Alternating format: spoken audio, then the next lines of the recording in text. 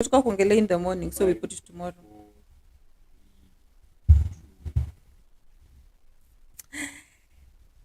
Good morning, good afternoon, and good evening, depending on whatever time you're watching this. Karibu sana, karibu sana, karibu sana, sema nasi, of course. My name is Tamara Patience.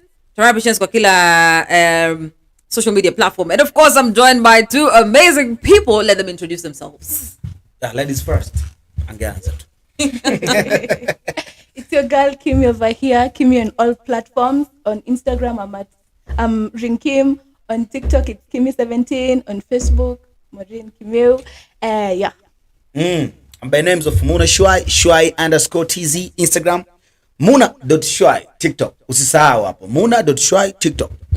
Jaza nyama kidogo. Leo skulizi. Y'all go follow Muna on TikTok, eh? And then follow Muna TikTok, yeah, sure. Mfikishoni at least 200 before the week ends, eh? By the way. Before the weekend, si ndio watakuwa wamekokolea? 200 watakuwa wamekokolea kwa sababu pia kuna mtu kaniambia nikifikisha 150 hapo kuna namna fulani atafanya kitu na atakapokifanya basi nitakileta live kwenu. Lakini hiyo live itakuwa through TikTok, but ni sawa tu, bora imeenda live, si ndio? Anyway, so I am joined by two amazing people venye nimesema, and kama kawaida size is a season where people are going back to school, eh? Watoto warudi shuleni, wale wa primary or high school, and of course for the university students, kuna wale wanajoin university for the first time as freshers. And in the morning, ama hapo awali, we have another video we were talking about the expectations versus reality of university, you know. But today, we are going to talk about some of the hacks. The three people who are seated here are people who have been through uni, are people who have friends who have gone through uni. Pia either unaweza kuwa umepitia university ama umepitia una mabeshte umepitia university, or you've been to the university, you don't have to necessarily have gone to study, but wajua what happens there. So basically, we are just about to share some life hacks, university life hacks, student life hacks, za kusaidia kule university. So if I can open the floor, number one, when you go to university, always find the cheapest food to eat, cheap but good. Yani, save pesa kwa kutafuta chakula iko affordable, you know. By chakula affordable, I mean noodles. By chakula affordable na maanisha chapo madondo ama chapo beans. By chakula affordable na maanisha ugali maragi. But from time to time, you can decide to go to Hidden Gems and do your brunches and eat your sinia and eat your pizza and eat your burgers and all that. Yani semu ujinyime sherehe, semu ujinyime like good food, but try as much as possible to save your money. And how do you save your money? Find the cheapest food option, you know, cheap but good. Kwa sababu kule unapata na vibandaski, most definitely kama kuna mess kwa shule yenu, or nito mess ama ni dining hall or something like that, I'm sure you can find some good affordable food. Tukisonga mbele. Tukisonga mbele kama hivi, basi mimi nakuja na yangu. Of course, ukiwa umetoka nyumbani unaelekea chuo, hivyo ulivyo. Yani hiyo tabia yako hiyo, kama ni marekebisho basi yaweke katika positive side, ila usiende ukabadilika, kwa maana usiende na tabia mpya ambayo utaikuta huko chuo. It's like maadili ambayo unajifunza au maadili ambayo umefundishwa, bebana nayo. Yani it's like yawe ndo msingi kwako, kwa sababu chuo utakutana na wanafunzi tofauti, utakutana na watu tofauti, wametoka sehemu tofauti, wengine wakishua, kwa maana wengine wanatoka katika sehemu ambazo rich families, lakini wengine ni kawaida. Sasa wewe maadili ulikuwa nayo basi ya bebe. On top of na point alozungumza Tamara, is like mambo ya chakula, jitahidi kutengeneza mazingira unapata chakula safi lakini cheap au kwa bei rahisi. Hapo kwenye mavazi. Yani hapo naingilia swala la mavazi. Jitahidi kuwa smart, lakini usiige sasa kwa umeona Tamara kaja leo na koti au kaja na jinsi kali la gharama fulani na wewe jasho likutoke au macho yakutoke. No. Vaa vizuri, vaa pendeza, lakini kwa hizo ambazo unazimudu, yani wewe unaweza kuzimiliki na kuzilipia. Hivyo ndivyo ambavyo unatakiwa uact. Kwa hiyo nitajaribu kuongeza nyama, lakini Kimi naye yake kusema basi na aseme. Yangu ni choice of friends. Pale university you'll find a lot of people. You'll find different brands of people. Kuna wale wanapenda kusoma, kuna wale tunapenda sherehe, kuna wale wa networks. So ukiingia pale campus, get to know all these types of people. Don't depend on one type of people, one type of group. Our watu watakuwa kole in every place you go. For fun, for Friday night, for weekends, get your club. For school time, saza notes, saza lectures, get your gang, class attendance pale.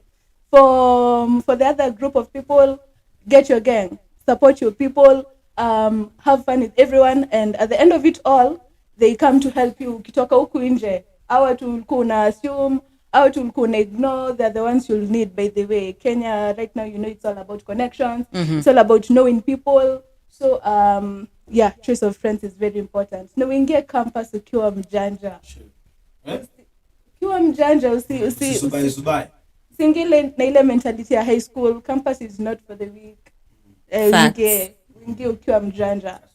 Facts. Man, you've said something and you've reminded me back in uni, the choice of friends when you umesema like lazima ukue umecategorize mabeshte wako, you know, because when you umesema ndio I was like reflecting on the kind of friends I had in uni, and I remember I used to have friends when tulikuwa tunasoma now.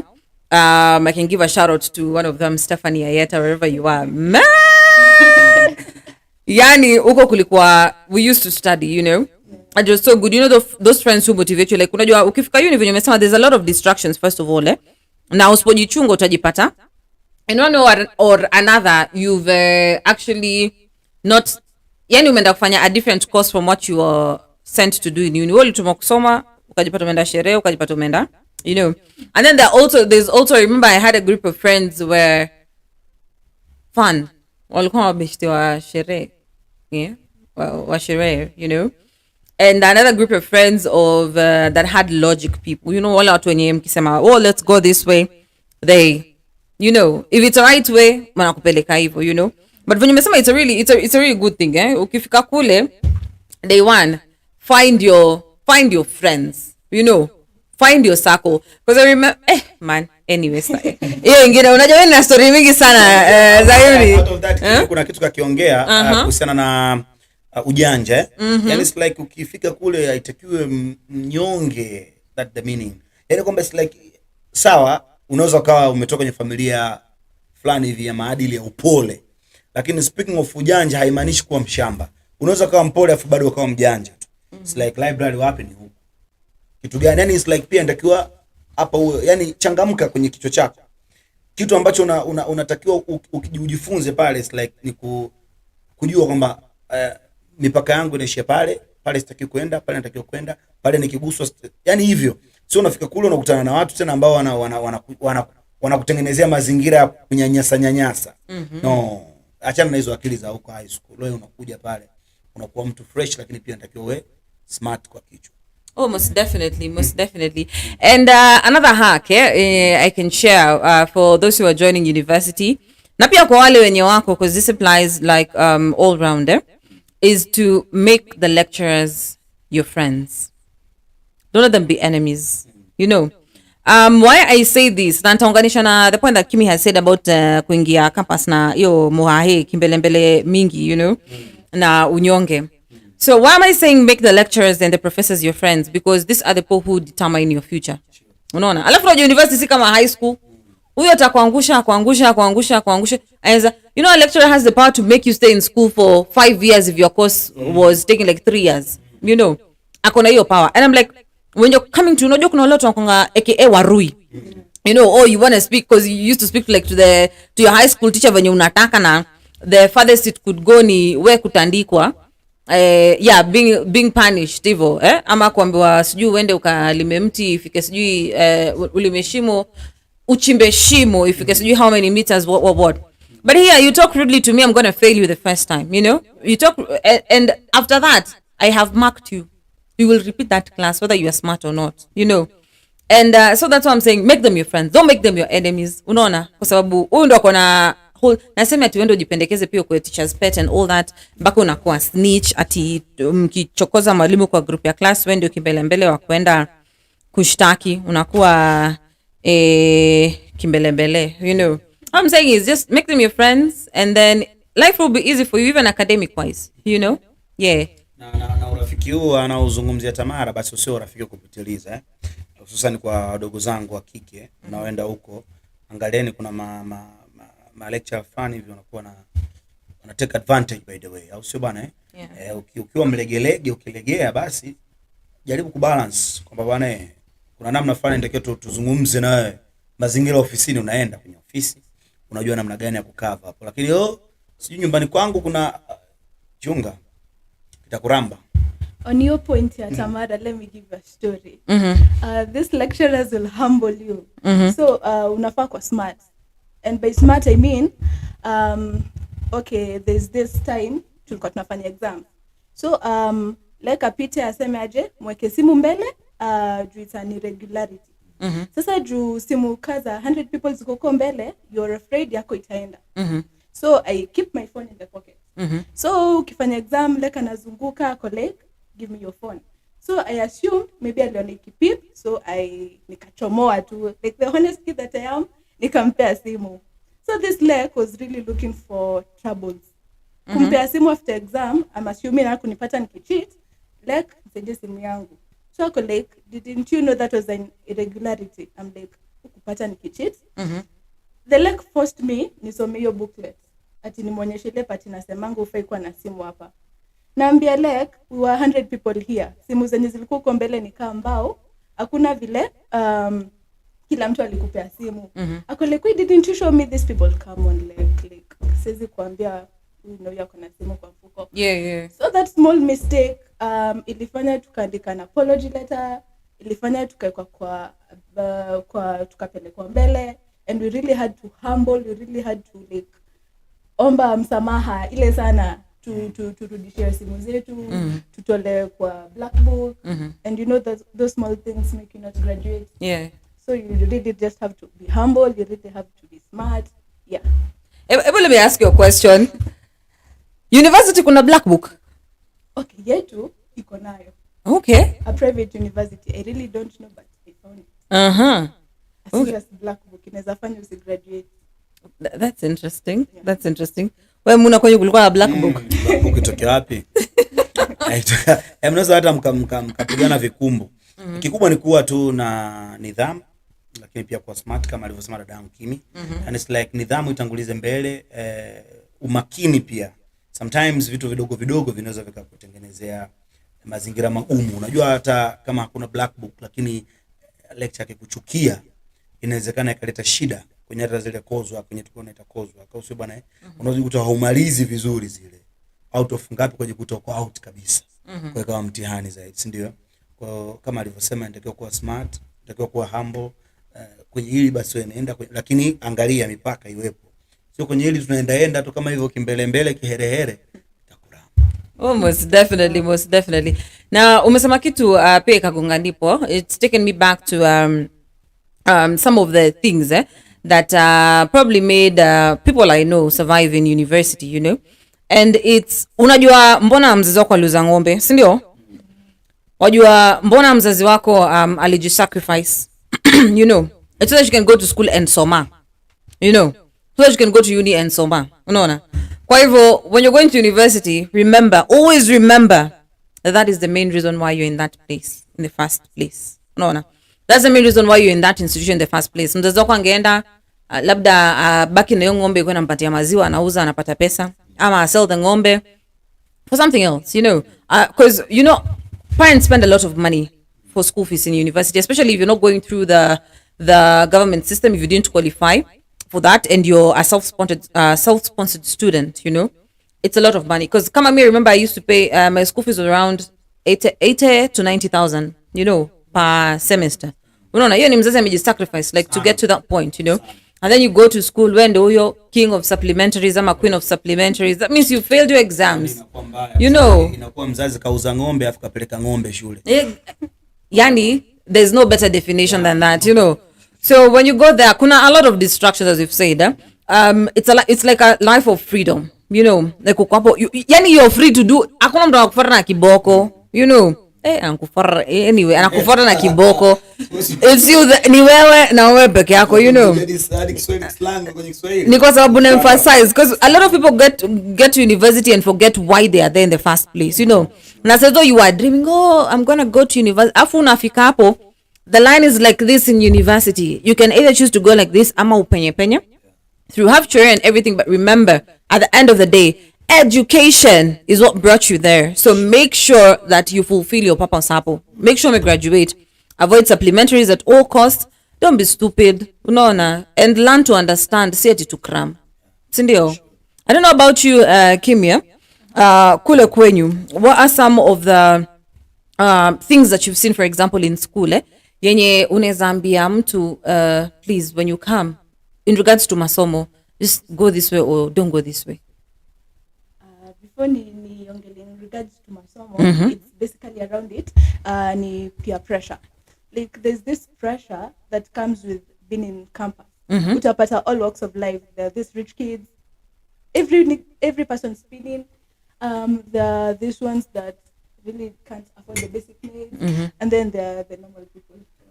So okay, maybe before I joined campus, like my mind was revolving around. By the time I'm joining campus, nitakuwa nimebaiwa gari, nitashikiwa nyumbangu na my parents. So I knew like life will be so soft. They won't be over around me. I'll be going for parties, all that. So joining, it becomes a whole different reality in a hit, especially if you're living in a bubble. So unapata, this car has not come. Umerushwa hostel. You have to stay with all walks of life. Kuna mtu ametoka Bomet, kuna mwingine ametoka Molo, and then there's you have to stay with people, you have to live how they are. Kwanza when I was a fresher, nostalgia. I was put with some chile in our room, and tulikuwa tunapitana hivi, nothing in common. So vibing, talking was really so hard. You try to bring a conversation, room is lively, but there's nothing. We are not bonding, we are not vibing in anything, so it was really hard. We used to like argue most of the time. So you get a person you can comfortably live with, ama you live alone, ama you know someone before you join campus, and then don't stick around pressure ya watu. Like if you know, as Tamara said, as Mona said, where you come from, your background is different. Don't try to fit in a life you're not capable of. And as much as help will come around, yeah, help won't be enough for you to like own a car, to like go to party every weekend, and like sustain your life back in campus. So you like live according to your limits. Oh man, umesema living according to your limits, and it reminded me. My neighbors, if you see this, I'm so sorry for putting you on the line. But nimona na jirani wangu, a boy child in university. He joins university for the first time. And all of a sudden, of course, you join uni. You're fresh in an environment where chicks are there, they're available, you know. By available, I mean like wako around. Unajua ni wengi. Like you can get whoever you want. That is if you can afford whatever price comes with it, you know. And umefika hapo, you're struggling, you know, because when you get to uni, as we say, you try as much as possible to live on the cheapest ends, unless you come from unless you have the means to live an expensive life, you know. So unakuja unapata mdem, and this is just advice or hack. Ukipata mdem, uwe si bibi yako. Let's just start with that. Like I'm just gonna be as raw as possible, you know. Uwe si bibi yako, number one. If you decide to move out and your chick, for example, is living in campus, let her come to visit you. Let her not come to stay with you. You know, kwa sababu, why am I saying this? Kwa sababu, I've seen a lot of dudes, it's like you're carrying the responsibility of your girlfriend. Unaona, 100%. You're in uni, you're struggling. Kwenye labda una hustle, you know, you want to pay rent for this. Why? We ni babake, you know. Or you want to like 100% fully support this, unless things happen, like, and she got pregnant and stuff like that, and you have to take responsibility, you know, at the end of the day. But I'm like, don't put yourself into usijipatia like a lot of responsibilities for nothing, you know. We focus on your thing. Kama ni mapenzi, if you're like going out, kama mnenda out chafua, kama mnenda out for, I don't know if you're in campus, what walikuwa and me on campus was never taken out on a date. Shame on you whoever dated me in campus. Yani if you say, for example, I'm going to be taking my chick out on izo major dates, maybe once a month, you know, at the end of the month, or even once every 2 months, you know, but in between you'll be doing like the normal activities in work dates, maybe picnics, eating chapo madondo together, because after all mnakula shida pamoja ndo kikivana, you'll have something ukoona. But all I'm saying is this: you go to university, you will get chicks, you'll get that chick that you want, you know. Baby boy, please do not become 100% responsible for this chick, you know. Wacha kila mtu ajitegemee, mkipendana mkikutana, well and good. After that, everyone goes their ways, And that brings me to a question to both of you. Mkiwa university, for Kimi, ushaiekwa? For Muna, ushaieka mtu? Swali lako naomba uliweke vizuri kwa mazingira fulani. Kuweka mtu wapi? Yani nieleze vizuri. Maana hii lugha mnavyoitumia jamani. Oh, we are sorry. Nasema hivi, ukiwa campus, ushaieka msichana wenyewe? Kumweka, I mean, you've taken a chick, you've decided now uni responsibility yako. Umechukua girlfriend ukamfanya akawa bibi. Na for Kimi, ukachukuliwa na boyfriend akakufanya ukakuwa bibi. Kwa hiyo Kimi aanze, ladies first. Ndio au nianze? Men before. Unataka niseme ukweli au niseme uongo? So everyone is watching. By the way, everyone is watching, I know that. Katika darasa letu kulikuwa na mdada mmoja hivi, of course anakumbuka kilichoendelea. Tulikuwa tunasaidiana majukumu. By the way, tulikuwa tunasaidiana majukumu. Majukumu yapi? Yeah, responsibilities tulikuwa tunasaidiana. Kwa mfano kuna muda wa kuchacha. Kuchacha maana yake like kuna muda unakuwa bankrupt kabisa, unakuwa like empty pockets, ndio kuna namna unamseti bana, mimi mazingira yangu yako sawa. Afya kwa kidogo kulikuwa alhamdulillah. Alikuwa ananisaidia majukumu. Shout out to you Naila, kokote uliko. Naila Shomari namkumbuka. Yeah, kokote uliko bana, shout out to you. Hakuwa mtu wangu vile, lakini tulikuwa tunasaidiana responsibilities. Sio vile, lakini tulikuwa tunasaidiana. By the way, una mtu wako ni mtu wako. By the way, hizo trip za swimming sio wapi chendaga sana. By the way, shout out to you. Lakini kuna mdada mmoja alikuwa ananitesa by the way. Sometimes nachukua za Naila napeleka kwake. Yaani sijui unanielewa, kuna mazingira unakwama. Alafu alikuwa darasa la juu yetu. Yaani wenyewe walikuwa sisi mwaka wa kwanza, wao walikuwa mwaka wa pili. Wanaenda mwaka wa tatu, tunaenda kwa mwaka wa pili. Unaelewa? Yule mdada kuna namna alikuwa ananivuruga. Yaani to the extent nachukua za Naila sometimes namfikishia yeye. Unaelewa namfikishia yeye. Vipi chukua mtoto wa Mlacha. Yani by then nikimtaja jina itakuwa mtihani. Naila anaweza kukota akamtafute kwa shida kidogo. Kwa hiyo by the way walikuwa ni marafiki zangu wazuri, tulipendana sana hivyo. Kwa hiyo imeisha. Haya, Madam Kimi, to you. For me, hiyo stage kidogo imenipita. Tulishikana na mtoto wetu kwenda sukuma ya tena. Ndio maana nilikuuliza tuseme ukweli tuseme uongo. Wewe sikia specific kununua sukuma ya? Hiyo ilinipita, sijai kwa campus. Lakini bado uko campus. Nilisema tuseme ukweli tuseme uongo, Tamara. Kimi unadhani kasemaje? Au kweli? Ukweli bado. Yeah. Namwamini sana binti wangu. Tamara, unajua kuna jambo moja nataka niliongeze hapa out of that. Kuna jambo nataka niliongeze kuhusiana na hili swala. Unajua unapofika campus ndo kama ni mtoto basi anaelekea anatembea sasa, si ndio? Na kama ni hatua ya maisha basi inawezekana ikawa ni step ya mwisho kwenye mafanikio ya kazi au kwenye kazi yako, kwenda kuionja dunia, si ndio? Kwa hiyo hii step hii ichukulie kama out of golden chance, ichukulie kama ni step ya mwisho. Kwa maana yake ukitoka na hiyo mindset kwamba mimi naenda chuo, lakini step ndio itakayoenda kunipatia kazi. Kama una mindset ya kupata kazi baada ya chuo, au kama unataka kuendelea, sasa sijajua utakuwa unataka kuendelea na nini. Kama unataka kuendelea na hayo mengine unataka kuendelea nayo, basi utaendelea nayo, si ndio? Lakini ukishafika tu chuo, yani wewe ndio mwanafunzi wa chuo au umechaguliwa kwenda chuo, chukua mindset kwamba mimi ndio hatua yangu ya mwisho, baada ya hapa naenda kupata kazi. Kwa hiyo ukichukua hiyo kitu, maana yake akili yako moja kwa moja itajiswitch kwenye mapambano ya kufanikiwa, sio mapambano ya kurudi nyuma tena, si ndio? Hivyo. There's also another thing when it comes to some of the hacks when you're joining university, and I think this we mentioned in our previous video, but ni ile when you're joining university, ukiingia first year, tafuta hustle ya kuchapa, you know. look for something to do. Atulisema asubuhi, you can decide to sell jewelry. Ingia hapa hivi town uno earrings 30 bob, kuja uza 50 bob, kuja uza 100 bob, get your money. Go to Gikosh, get your t-shirts, at probably 100 bob. Come sell them at 200 bob, 300 bob. For a chic tops, Evo to Gikombo put the tops at 20 bob, 30 bob. Come and sell them at 100 bob, 200 bob, Shoes, the same. If you want, if you're good with food and you have your own place, you can do the same. You can start being sort of like a personal chef. No, meal preps for people. All I'm saying is this. Ukiingia kampo, usko na relaxed mind. Leo nilikwambia in the morning when we were doing I don't know why I keep on saying in the morning, but yeah.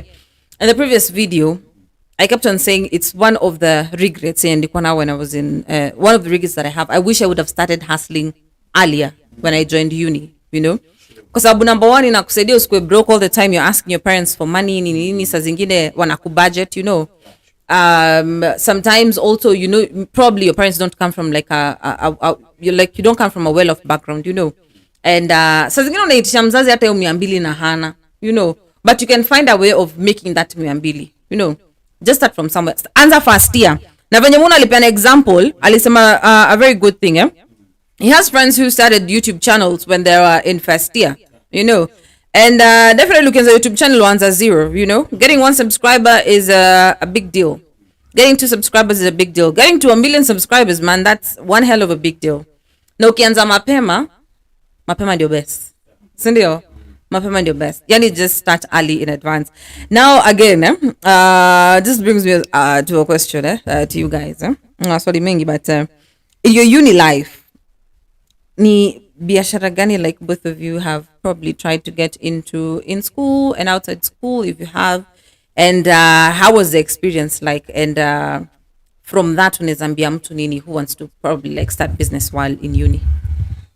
Ama kwanza kuhustle.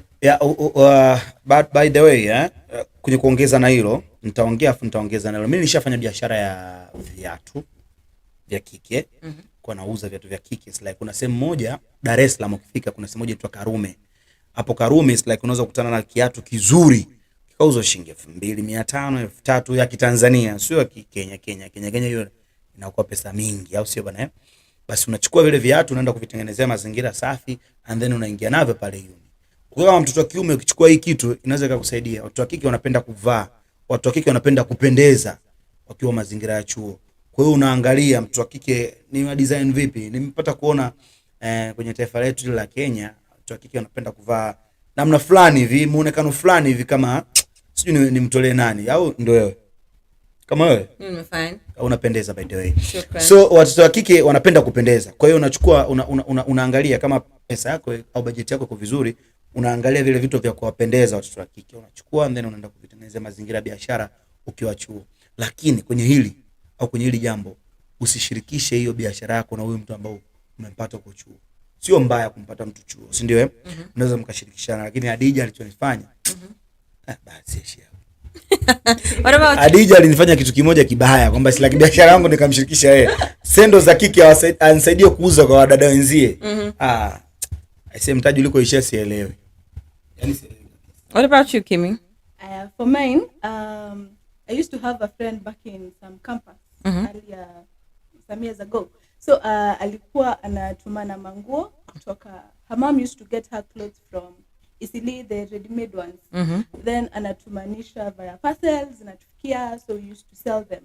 But then it was her business, but I'm good at sales and whatever. So we used to like, tunazunguka on weekends, tunazunguka door to door, selling clothes, and surprisingly zilikuwa zinaenda 95%. So yeah, that was a good deal. Na kuna ingine, though sijaianza, but it's something I've thought of. Ensure hizo connections ulikuwa nazo high school ziko retained. So when these people have funkies and those events, you can talk to your principal, who knows the refreshments and stuff. You are from there, so there's no way atakata. Kama mtaongea yule kugawana. Yeah, it's something and it has nice profits. You like ukiwa shule and maybe don't have canteen or stuff, you'll really want to have this refreshment. So yeah, in a letter do. So the earlier the better.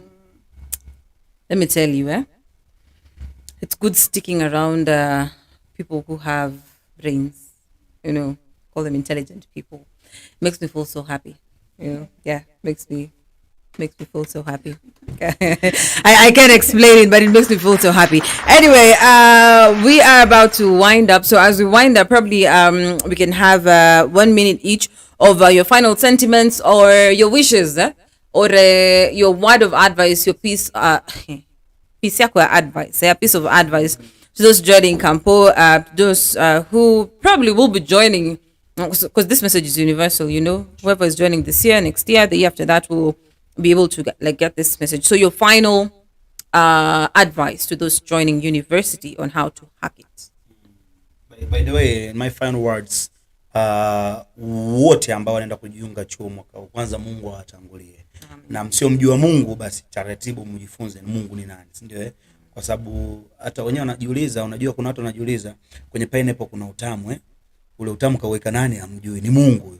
Kwa hiyo tafadhali, hata hizo blessings ambazo mmezipata nyie za kwenda uni, sio kama wote walikuwa, watu wengi walikuwa wanapenda, lakini like hiyo nafasi ni ya kwako. Kwa hiyo kama unaenda huko, na basi mtangulize Mungu mbele kama alivyokuchagua yeye wewe kuwa mwanachuo, si ndio? Kwa hiyo mtangulizeni Mungu mbele, it's like mumshike Mungu muda wote. Kwenye matatizo, changamoto ni lazima, sababu hakunaga binadamu atakaenda flat like that.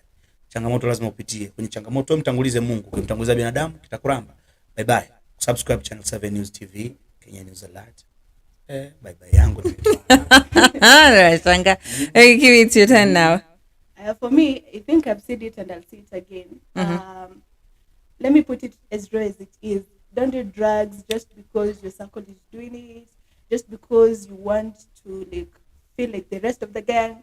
I have friends, they were so limited, like walikuwa wamefungiwa wakiwa makwao. So when they join campus, like the freedom kicks in, you think of drugs. So at this point, nikawa naenda kuchizi, just because they really wanted to experience that and that in full. So you do your limit and have fun in campus. Oh, bye. Most definitely. Nezo bai zenyu mnazitoa haraka. Anyway, my final words to those joining university, those in university. Number one, your circle is everything in university. Whoever you stick around, whoever you can either build you or destroy you. Number two, excessive consumption of alcohol is harmful to your health. Stop drinking like a person who's never seen alcohol before and will never see alcohol again. Drink responsibly. Pombe yendi mahali. Number three, love yourself and remember to take care of yourself as well. Remember where you came from and remember why you joined university in the first place. Anyway, that has been the three of us. We have Kimi, we have Muna, Shwai, and I, Tamara Patience. And most definitely we're going to be doing this over and over and over again. Sure. And probably next time we're going to see your face. So karibu sana. As usual, make sure you subscribe. And from the three of us, adios. Bye. Kwaheri.